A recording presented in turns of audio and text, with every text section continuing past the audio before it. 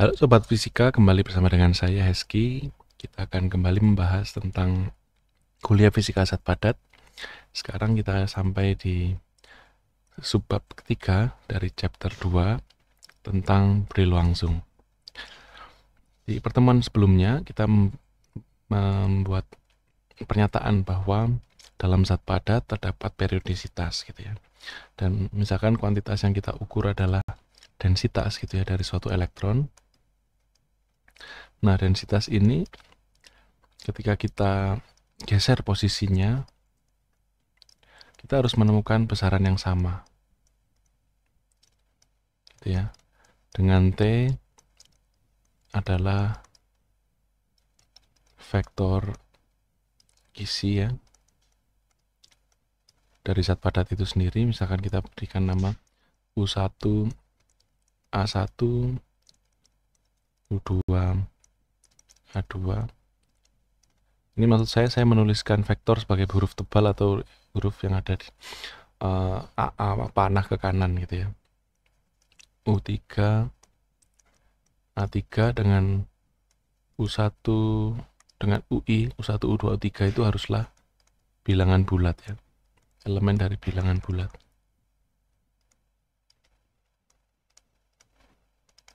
Oke. Nah, ternyata ketika kita melakukan analisis bahwa fungsi periodik ya, itu dapat dinyatakan ke dalam deret Fourier gitu ya. Itu adalah vektor G gitu, jumlahan dari semua vektor G dengan nilai NG. Kita ekspansikan ke dalam E pangkat I vektor G kita dotkan dengan R gitu ya. Di sini G adalah kita sebut V1 B gitu ya. 1 ditambah V2 B2 V3 B3. Ini yang kita sebut sebagai vektor kisi resiprok ya. Yang paling sederhana contohnya adalah NX ya, dengan satu dimensi. Itu kita bisa menuliskannya ke dalam jumlahan dari P dengan NP E pangkat I 2Pi P X per A gitu ya. Maka kita bisa bilang bahwa vektor kisi untuk satu dimensi itu adalah V gitu ya. V1 dikalikan B1 vektor dengan B1 itu adalah 2pi, sorry ini tidak lain adalah P ya, V1 nya ya, P nya integer yang kita ambil ini, dengan nilai B1 adalah 2pi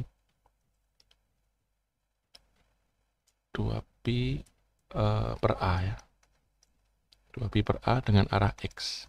X nya ini X hat ya, kebetulannya sama atau kita bedakan ya, B di arah X gitu ya, gitu, karena dia searah dengan X kebetulannya. Ini maksudnya kita tadi menuliskan supaya dia G gitu ya, terusin NG E pangkat I G dot X, nah gitu ya. Nah ini X nya udah ada sini, sehingga nilai G nya itu tidak lain adalah 2pi per A kalikan P, dan dia di arah X, supaya dotnya searah gitu ya. Itu. Nah, berikutnya kita bisa masukkan persamaan ini ya, persamaan ini ke sini, dan kita buktikan bagaimana periodisitas itu bisa terbentuk ya dengan bentuk fungsi yang kita pilih itu. Jadi kita tuliskan lagi NR itu harus sama dengan, atau kita nggak perlu begitu ya, kita tulis saja NR plus T gitu ya. itu adalah tadi NR sendiri, kita sambil ingat ya, NR itu, sorry, kita tulisnya harus di atas ya. NR sendiri adalah jumlahan dari G, NG E pangkat I G dot R gitu ya. Oke, jadi kalau NR plus T, maka kita menuliskannya sebagai jumlahan dari G, NG E pangkat I G dot R plus T. Jadi tidak lain adalah jumlahan G, NG E pangkat I G dot R dikalikan dengan E pangkat I G dot T. Nah, karena ini ya, faktor yang ini itu adalah NR, supaya NR plus T itu harus sama dengan NR, maka nilai E pangkat I G dot T itu harus sama dengan 1, supaya terbentuk periodisitas gitu ya. Maka E pangkat I G dot T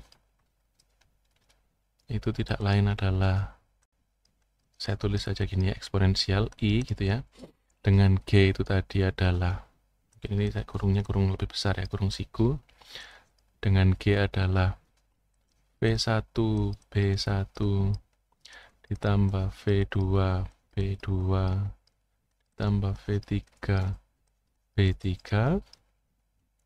kita harus dotkan dengan U1 A1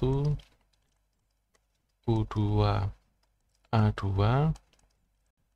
U3 A3 gitu ya. Oke.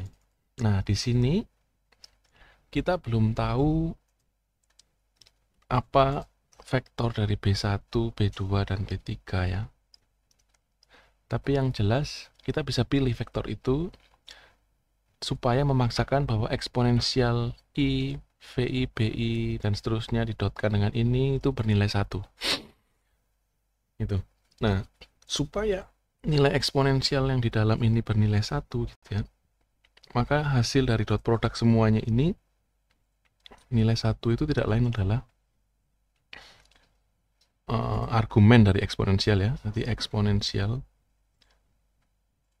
karena eksponensial IX gitu ya, itu kan bisa sama dengan cos X plus I sin X gitu ya. Nah, supaya dia bernilai real, yaitu 1 gitu ya. Nah, supaya dia bernilai 1, maka kita pilih-pilih dia nilainya adalah cos dengan X sama dengan 0, atau X sama dengan 2pi, atau X sama dengan pokoknya N kali 2pi gitu ya. Gitu. Dan seterusnya gitu ya. Itu. Nah, untuk itu sekarang kita bisa memaksa gitu ya, bentuk vektor dari B itu harus memenuhi seperti kita belajar tadi sebelumnya. Kalau di satu dimensi tadi kasusnya, nilai B itu adalah 2pi per A gitu ya. 2pi per A dengan arah itu, kalau dia vektor ya B1, maka dia ke arah BX gitu ya, ke arah yang sama dengan X gitu. Nah, kita belajar dari sini, kita bisa mengambil secara general untuk 3 dimensi. Kita paksa perkalian ya, AI dengan BJ itu haruslah bernilai 2pi dikalikan Kronecker delta IJ. Artinya apa? Kronecker delta IJ itu bernilai 1 bila I itu sama dengan J dan bernilai 0 bila I tidak sama dengan J. Gitu. Ini yang kita simpan. Dengan memaksakan nilai seperti ini, kita bisa akhirnya, kita coba ya, dengan memaksakan nilai ini. Sekarang dot product, misalkan kita ambil B1 gitu ya, dia hanya punya nilai kalau kita pasangkan dengan A1 gitu. Sedangkan pasangan dengan A2 dan A3 dia tidak punya nilai gitu ya. Dan seterusnya. Maka kita bisa tuliskan lagi E pangkat IG dot T itu akan bernilai eksponensial I gitu ya. B1.A1 itu bernilai 2pi, maka kita punya 2pi kurung buka V1 kalikan U1 ditambah V2 kalikan U2 ditambah V3 kalikan U3 gitu ya.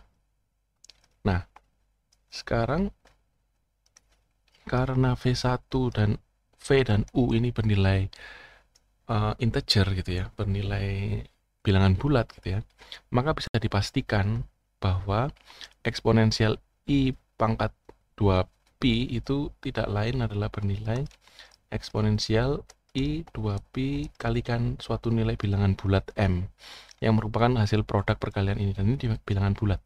Dan ini bisa dipastikan bahwa nilai E pangkat IG dot T itu bernilai 1 gitu ya. Asal kita memenuhi bentuk relasi antara resiprokal lattice vektor B dengan lattice vektor A itu memenuhi persyaratan 2pi delta IJ itu. Oke. Tapi bisa nggak kita menuliskannya lebih eksplisit gitu ya? Karena ini sangat bentuk BI atau bentuk B ini bergantung pada A gitu ya. Atau dengan kata lain, kita punya syarat bahwa misalkan kita punya vektor B1 gitu ya. Persyaratan ini menunjukkan bahwa B1 itu harus tegak lurus dengan A2 dan A3 gitu ya. Dan seterusnya.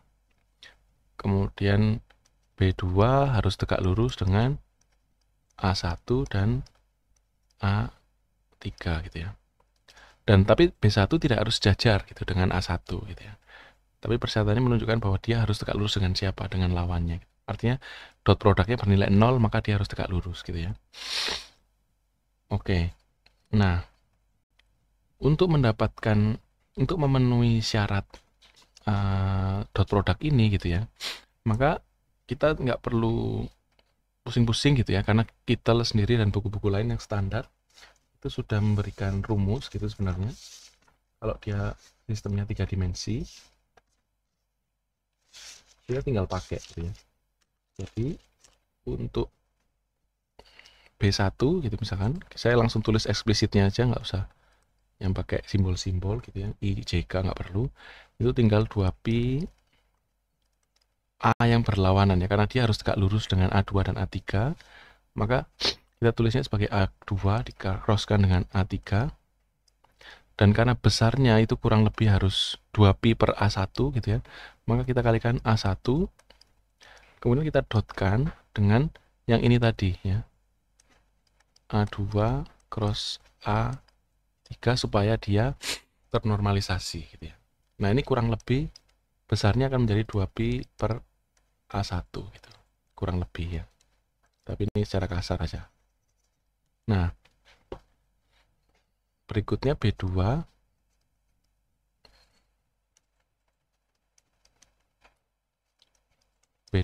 itu harus ya selanjutnya ya, B2pi A3 crosskan dengan A1 dibagi A2 dotkan dengan A3 cross A1 gitu. Dan seterusnya untuk B3 juga sama, 2pi A3 cross A1 kita bagi dengan ini harusnya A1 ya, A1 cross A2, A3 didotkan dengan A1 cross A2 gitu. Nah sekarang kita coba, kita buktikan ya, apakah kita akan mendapatkan hasil yang sesuai itu kalau kita melakukan perkalian ini gitu ya. Misalkan kita sekarang punya A1 gitu ya. Kita dotkan dengan B1. Maka kita punya A1 dot A2 cross A3 kita bagi dengan A1 dot A2, jadi pembilang ini ya, A2 cross A3 kalikan 2pi. Nah, nilai atas dan bawahnya ini sama, maka bisa kecoret dan kita mendapatkan 2pi gitu ya. Oke, nah berikutnya kita buktikan lagi kalau kita pakai A1 dot B2 apakah nilainya 0. Kita buat A1 dot B2 gitu ya. A1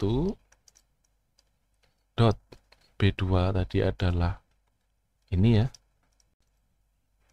A3 cross A1 kita bagi A1 dot A2 cross A3 kalikan 2pi. Nah, ini kita perhatikan kita punya vektor ya, dua vektor yang kita crosskan, mereka akan saling tegak lurus ya. Hasil produk A1 cross A3 atau kebalikannya A3 cross A1 itu akan tegak lurus dengan dua vektor A3 dan A1 ini gitu. Jadi dia misalkan A1 ke arah sini gitu ya, A2, A3 ke arah sana, maka dia akan tegak lurus dengan dua-duanya. Jadi arah sini hasil produknya gitu ya. Ini A1, ini A3, maka dia akan tegak lurus gitu. A1 cross A3. A3. Ya, A1 cross A3, gak apa-apa lah. Ini kebalikannya. Nah, dot produk dari sesuatu yang sudutnya tegak lurus, kan dot itu kan besar vektor dikalikan besar vektor yang satunya didotkan, dikoskan gitu ya. Nah, cosnya 90, maka dia nilainya 0 gitu ya. Nah, ini kita bisa pastikan bahwa A1 dot B2 bernilai 0 gitu ya. Nah, dengan rumus ini sekarang kita bisa menggunakannya untuk memahami bagaimana bentuk Brillouin zone untuk lattice-lattice yang sudah kita pelajari, misalkan simple kubik, base center kubik, dan body center kubik, dan seterusnya. Nah, Brillouin zone ini sangat penting, nanti memegang peran yang sangat krusial untuk menentukan berapakah amplitude dari X-ray yang akan kita lihat gitu ya. Oke, stay tune terus, masih ada 2 lecture penting di bagian bab 2 ini yang membuat kalian akan paham kenapa Brillouin zone itu penting dan bagaimana menggambarkan Brillouin zone untuk berbagai macam gizi yang berbeda-beda. Demikian, terima kasih, sampai ketemu pertemuan berikutnya. Jangan lupa like, subscribe, dan komen. Thank you.